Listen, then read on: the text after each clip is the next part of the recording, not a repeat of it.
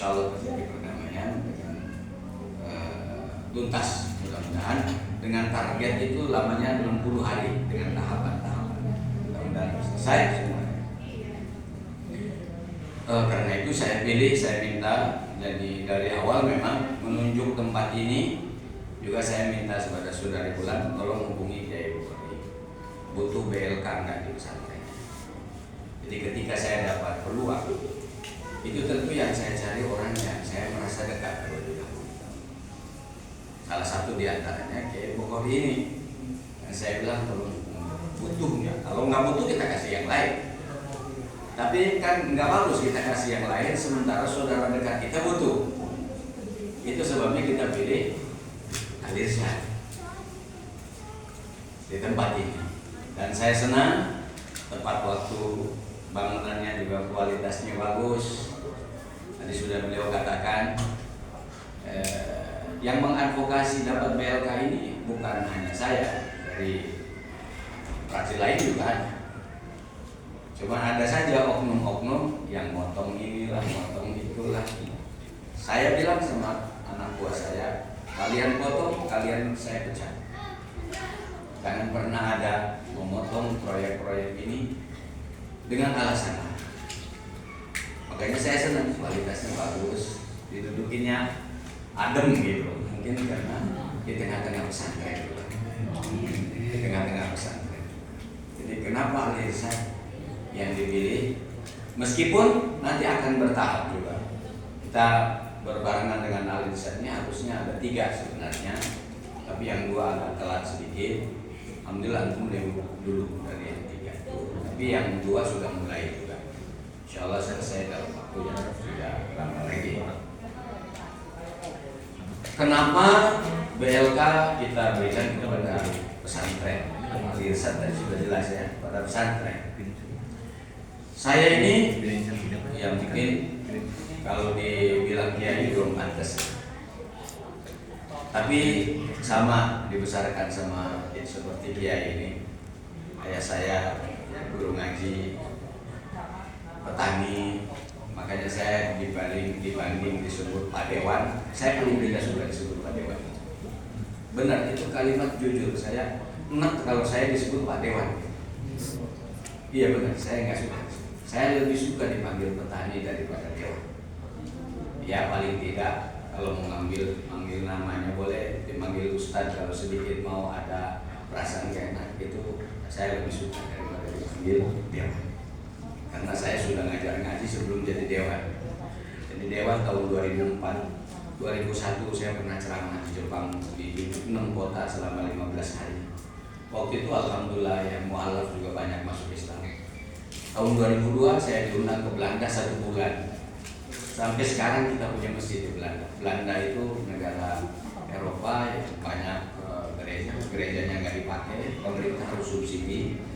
Akhirnya orang Islam perkembangan di Belanda itu 200% setiap tahun. Baik itu imigran maupun kelahiran. Orang aslinya nggak ada yang mau lahir, orang gelem anak, ribet. Wis ribet ngurusnya wis gede pada bangor. Makanya orang-orang karena dia nggak punya perspektif bahwa itu ibadah, maka orang sana lebih baik esok-esok nuntun cemerah kiri, nuntun kiri, nuntun kiri, cemerah kan cemerah, nuntun cemerah esok-esok daripada gendong-gendong anak atau putu. Makanya di sana defisit. Jadi Bapak Ibu jangan salah ya. Bonus demografi itu hanya terjadi di Indonesia, nggak ada di negara lain. Bonus demografi hanya karena orang Indonesia semua 2 anak terus, tunji setahun siji, ajak kamu turu bareng, ganti sendal dari anak. Ada orang Indonesia, iya kan? Paling kata anaknya kiai, karena kiai pesarungan doang. Nafik jero-jero Pak Kiai, waduh. Ada nafik. Aduh. Jadi, masya Allah. Jadi kenapa saya pilih pesantren? Saya tidak mungkin bergeser bergeser keberpihakan saya sama sama. Satu-satunya fraksi yang bikin lomba baca kitab kuning, kitab Fathul Mu'in, masuk ke parlemen itu fraksi PKS, dan itu ide saya sejak Indonesia merdeka. Kenapa orang datang ke DPR mengusulkan hal-hal yang bertentangan dengan Pancasila dan Al-Quran tidak malu? Kenapa kita bawa kitab kuning ke DPR harus malu? Indonesia ini dimerdekakan atas pertolongan Allah. Yang banyak berkorban adalah ulama dan saya. Mereka hadir di tanah ini sebelum Indonesia merdeka. Makanya waktu ada ulama dikriminalisasi, saya protes keras di media. Beberapa waktu kemudian rumah saya ditembak oleh orang yang tidak dikenal. Waktu itu viral masuk ke beberapa televisi. Saya ingin pesantren yang punya peran besar di Indonesia ini, dia diberikan tempat yang semestinya oleh negara. Alhamdulillah 2019 Undang-Undang Pesantren sudah kita sahkan. DPR bersama pemerintah, tinggal implementasinya. Makanya saya selalu kalau bicara, sudah sama Pak Mansur berkali-kali, sama Pak Bagus juga saya sampaikan, kalau belum ada perdanya segera dibikin perda. Kalau sudah ada perdanya segera dilaksanakan anggaran untuk pesantren. Kita lagi usulkan di pusat supaya ada dirjen pesantren khusus. Jadi jangan pesantren ini kalau mau pilkada, pilpres itu jadi komoditas politik. Mau pemilihan gubernur, wah calon pada tekak. Wis gadi mau boro-boro tekak, ditelepon orang angkat. Iya kan? Orang gubernur, orang bupati, orang wali kota, wis gadi mah itu makanya nggak boleh terjadi pada PKS.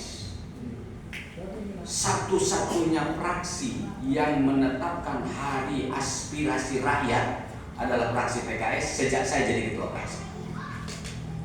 Kenapa? Karena saya tidak mau ada gap kesenjangan antara rakyat dengan anggota dewan dari PKS yang dipilih oleh rakyat. Takbir. Itu sebabnya saya buatkan hari aspirasi di pusat. Dari Sabang sampai Merauke orang boleh datang ke fraksi PKS di gedung DPR RI tanpa prosedur berit-berit. Yang penting bikin suratnya kirim WA cukup. Yang penting ada identitas, skopnya jelas. Karena kalau nggak jelas takut perusuh datang ke DPR, repot kita bertanggung jawab. Sudah 2 periode, masuk periode ketiga, subhanallah. Sekarang di lembaga DPR itu dibuat alat kelengkapan namanya Badan Aspirasi Rakyat, diilhami oleh fraksi Partai Keadilan.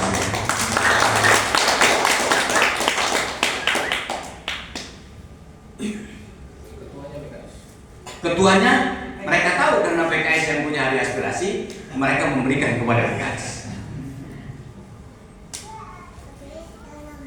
Jadi ini yang kita inginkan. Nggak boleh ada stigma di masyarakat, dewan arah pemilu doang mau kita diketok, nggak pemilu mau boro-boro, ya kan? Ditelepon ganti, ya kan? Makanya itu bagus. Kalau Pak Mansur sudah terbukti dan teruji selama ini, makanya saya senang sama Pak Mansur, saya sayang sama Pak Mansur karena dia potensinya bagus, cocok jadi wakil rakyat, dia merakyat. Kalau saya kasih dengar arahan, masukan lah, bukan arahan. Ya, saya pun juga sering dengar masukan dari beliau karena kita kan konsepnya dalam Islam itu watawasaw bil haq, jangan mentang-mentang saya lebih tua lalu saya merasa harus memberi masukan. Saya terbuka. Saya bilang semua pun jaga roh. Kita dapat jabatan ini bukan untuk membanggakan diri dengan jabatan. Jabatan 5 tahun sekali selesai. Kalau kita nggak jalankan dengan baik di hadapan Allah akan ditanya lebih berat. Kita gunakan jabatan ini tadi nggak usah diminta. Dulu kena langkah keduluran menjadi pejabat, izin tekor bisa. Begitu kata dulu resim jadi pejabat, orang jaluk maning BLK digaet. Dulu merengek-rengek nggak dikasih, sekarang nggak minta dikasih. Itu berkahnya punya keluarga besar. Itu berkahnya punya keluarga besar. Iya kan? Ya kalau masalah surat pengunduran itu prosedur administratif. Biar surat di 100 kali, kalau nggak ada yang mengadvokasi boleh digaet-gaet. Itu administrasi supaya nyambung. Nah, kita berharap dengan BLK ini nanti betul tadi bukan hanya untuk pesantren, masyarakat, sekdes, masyarakat di lingkungan kelurahan kita yang membutuhkan pelatihan bisa dilatih di sini. Karang taruna, penghiburan anak muda bisa dilatih, termasuk santri-santri kita. Karena kita ingin ke depan santri ini keluar dari sekolah itu bawa map bukan melamar kerja, tapi map proposal bikin perusahaan. Itu yang harusnya dipikirkan oleh santri kita. Kalau santri kita keluar bawa map lamar kerjaan, artinya masih terpengaruh oleh penjajah. Feodalisme tergantung pada orang. Itu sebabnya ilmu diajar di sini setelah selesai atau sambil belajar dilatih di sini. Apalagi sekarang era teknologi digital. Teknologi informasi, makanya di sini informatika dikasih komputernya udah canggih. Dulu Kiai Bukhari pakar komputer meskipun Pentiumnya Pentium 0, kali. Iya kan? Dos. Iya. Iya. Tapi sekarang biar kata pakar udah nggak paham lagi. Ngedel-ngedel bingung. Ngedel-ngedel bingung. Harganya mahal. Ya. Iya kan? Nah, ini kita latih skill santri kita, anak muda di lingkungan kita, supaya skill mereka bisa menghasilkan sesuatu yang bermanfaat secara materialis duniawi. Bukan kita dorong orang untuk mencari menjadi orang yang materialistis, tapi zuhud itu dalam bahasa Arab, zuhud itu bukan berarti la tamtaliku syai'an, tetapi zuhud itu la yamtalikuka syai'un.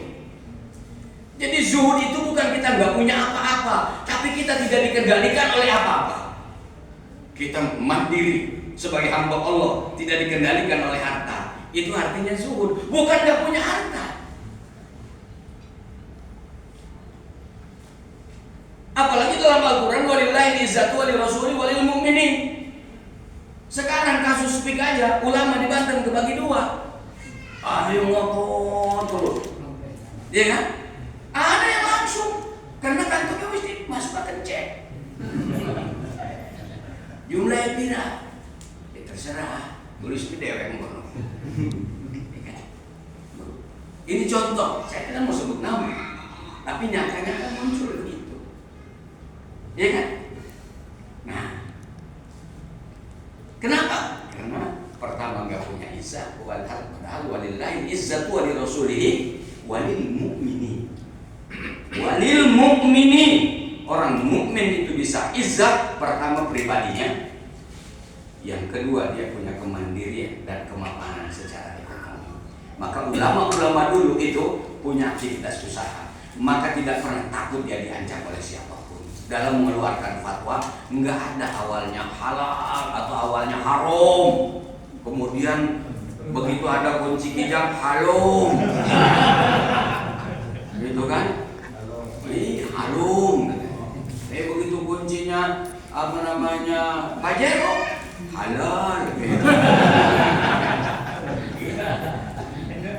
Dulu mandiri secara ekonomi.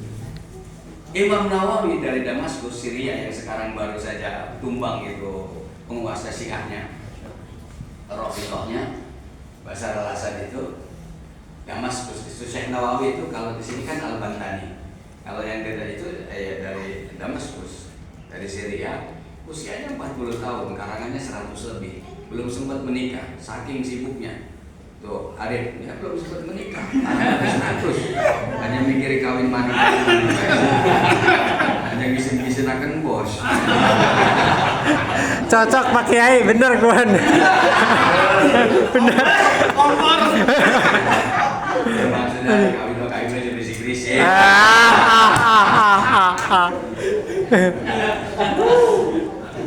Jadi dia diusir untuk dideportasi karena fatwa. Apa yang terjadi? Seluruh rakyatnya bilang, kalau Syekh Nawawi keluar dari negeri ini, kami semua ikut keluar. Rajanya bingung, saya merintah siapa ntar orangnya habis. Itu ulama nur hebat. Rakyatnya mencintai karena dia punya integritas, dia punya izah, dia punya kemandirian. Luar biasa. Makanya saya tidak bisa bim salamin, tapi minimal saya akan memulai dengan saya yang saya bisa. Mulai dari BLK, dilatih. Nah, biar kecil, banyak orang sukses juga berangkat dari kecil. Berangkatnya dari kecil. Saya orang desa seperti Kiai, tapi jangan pernah remehkan orang kecil. Orang kecil itu antara otak sama perutnya dekat. Kalau Arif ini makan durian tadi belum naik ke otak. Kalau saya udah dari tadi naik ke otak. Duriannya udah jadi energi. Jadi energi. Makanya di dalamnya lancar kan. Durian itu. Itu bisa bayangin.